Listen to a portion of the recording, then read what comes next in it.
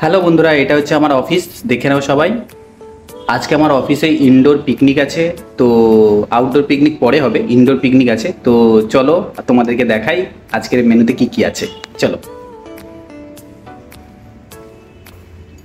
প্রথমেই আছে সবার প্রিয় ইলিশ মাছ। ইলিশ মাছ বেশি ধুতে হয় না, হালকা করে ধুয়ে নিলেই হয়। বাজার থেকে নিয়েছি, আমি একবারই ধুয়ে নিয়েছি।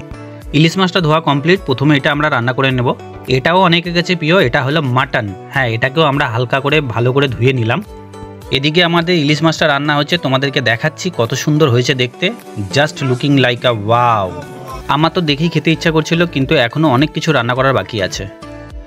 রুকো যারা, সবার করো। আর এদিকে আমরা মটনটাকে ম্যারিনেট করে রেখে দিয়েছি। ইলিশ মাছটা রান্না হয়ে গেলেই এটা বসাবো।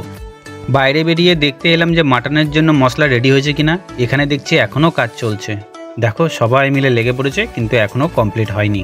মাটন করার আগে আমরা কিছু রুই মাছ ভাজা করেছিলাম, এই হচ্ছে রুই মাছ। আর এদিকে মাটন রান্না চলছে।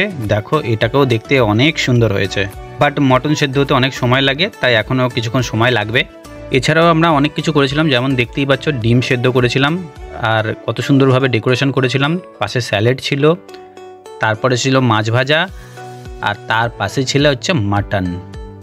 রান্নাই করেছে আমাদের ক্লাস্টার ম্যানেজার, আর ডেকোরেশনটাও করেছে ক্লাস্টার ম্যানেজার। সবকটা রান্নাই অসাধারণ হয়েছিল, এবং ডেকোরেশনটা কেমন হয়েছিল তোমরা অবশ্যই কমেন্টে জানিও। আর কারা কারা মটন খেতে ভালোবাসো কমেন্ট করো, আর কারা কারা ইলিশ খেতে ভালোবাসো অবশ্যই কমেন্ট করো। আর ভিডিওটা যদি ভালো লাগে তাহলে অবশ্যই সাবস্ক্রাইব করে যেও। দেখা হবে নেক্সট একটা ভিডিওতে, ততক্ষণের জন্য টাটা, ভালো থেকো।